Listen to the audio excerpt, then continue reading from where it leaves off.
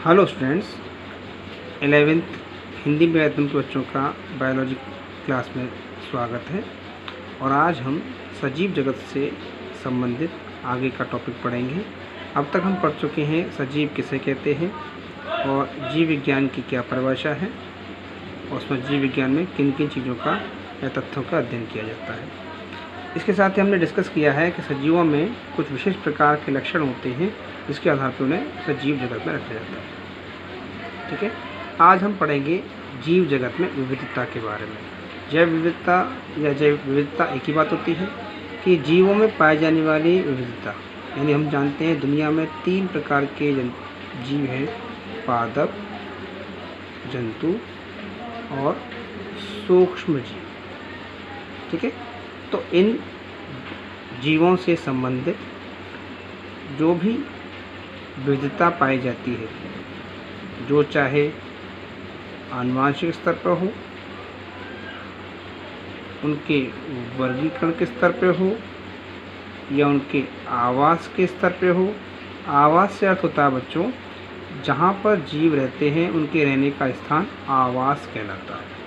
यानी कि जीवों में किसी भी स्तर पर जो विविधता या अंतर या भिन्नता पाई जाती है उसी को हम जैव विविधता कहते हैं। जैव विविधता का अध्ययन करने का श्रेय सबसे पहले रॉबर्ट मेयो को जाता है, जिन्होंने बताया कि दुनिया में लगभग अब तक 1.7 मिलियन यानी कि लगभग 17 लाख प्रकार के जीव पाए जाते हैं, जिनमें से लगभग 22% अभी तक ज्ञात हैं और शेष जो हैं बचे कुचे वो अज्ञात हैं, उनको जानकारी में लेना अभी बाकी है।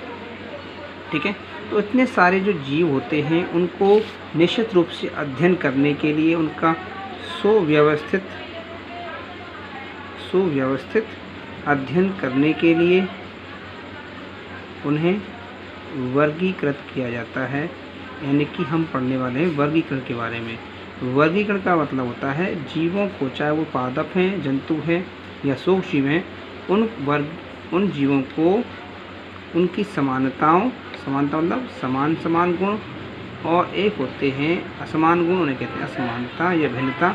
समानता और असमानता के आधार पर विभिन्न समूहों में बांटने की प्रक्रिया, इसमें समूहों में बांटने की प्रक्रिया क्या कहलाती है?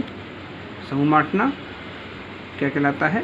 वर्गीकरण कहलाता है। ठीक है, तो वर्गीकरण के द्वारा जीवों का विस्तृत अध्ययन आसानी से कर देते हैं और विज्ञान की शाखा में इसका अध्ययन करते हैं, उसे वर्गीकी कहते हैं। अंग्रेजी में उसका नाम होता है टैक्सोनॉमी। क्या नाम होता है? टैक्सोनॉमी। तो विज्ञान की वह शाखा जिसमें जीवों के वर्गीकरण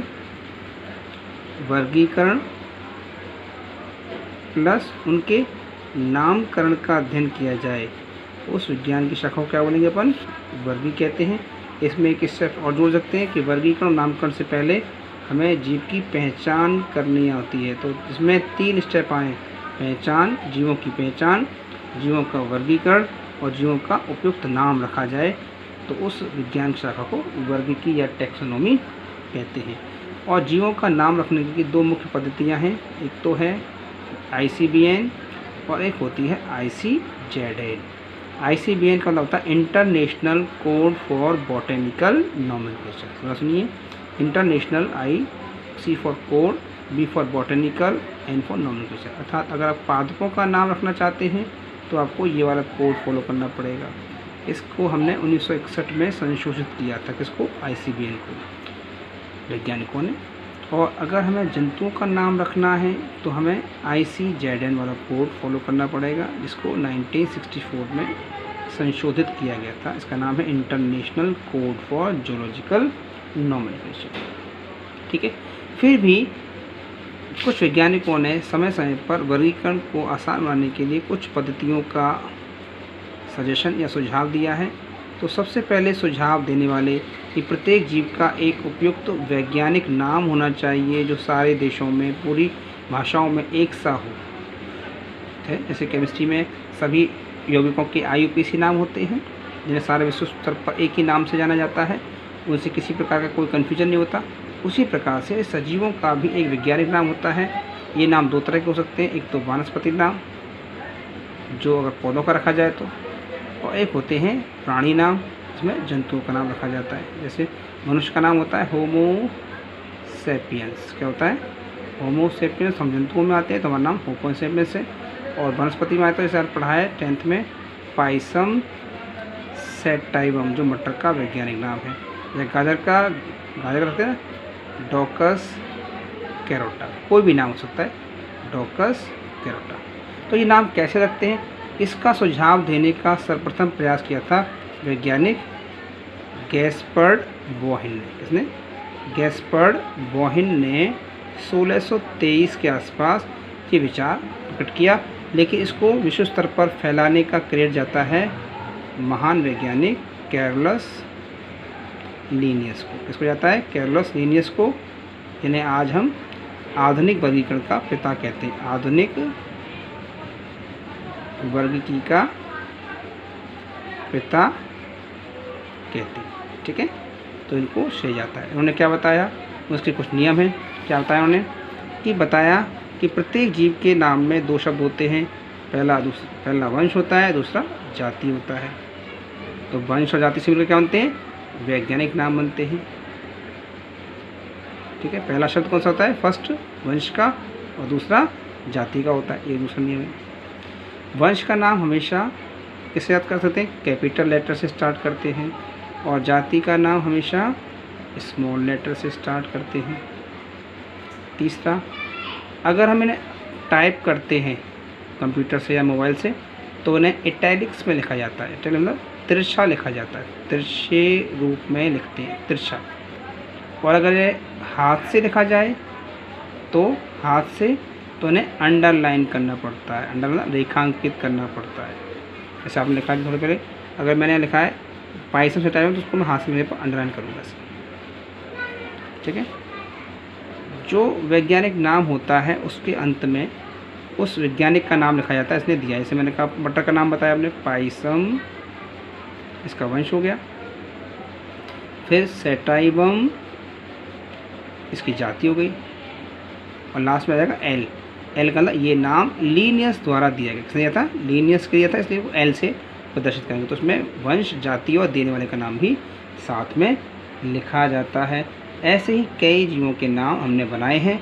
जैसे आप देखो होमो सेपियंस, पाइसम सैटाइवम, डोकस कैरोटा। ऐसे ही शेर का नाम होता है, शेर का होता है पैंथेरा लियो। ठीक है, कबूतर का होता है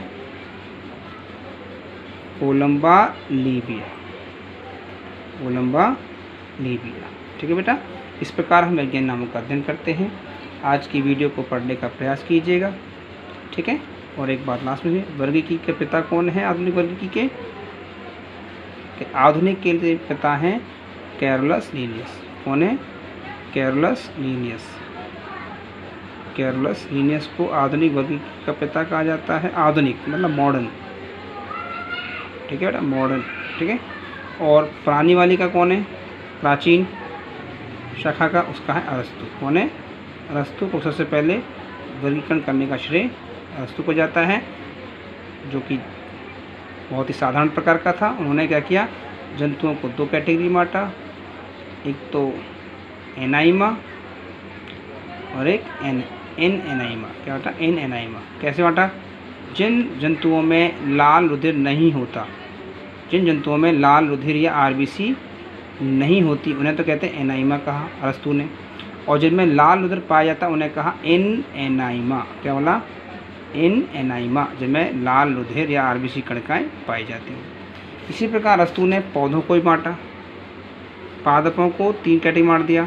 छोटे पौधे शाख कहलाए, उससे बड़े वाले झाड़ी कहलाए, और उससे वाले वृक्ष कहलाए।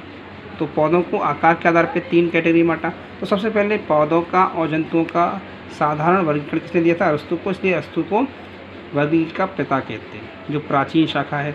और आधुनिक का कौन कहते हैं? कैरोलस लीनियस को, जिन्होंने जीवों को नामकरण करने की द्विनामकरण पद्धति का विकास किया। किसका किया? द्विनामकरण पद्धति। द्विनामकरण मतलब है जिनमें शब्द दो होते हैं, वंश और जाति, दो शब्दों के आधार पर जीव का वैज्ञानिक नाम प्रस्तुत किया जाता है। ठीक है, thank you student. Radhe Radhe.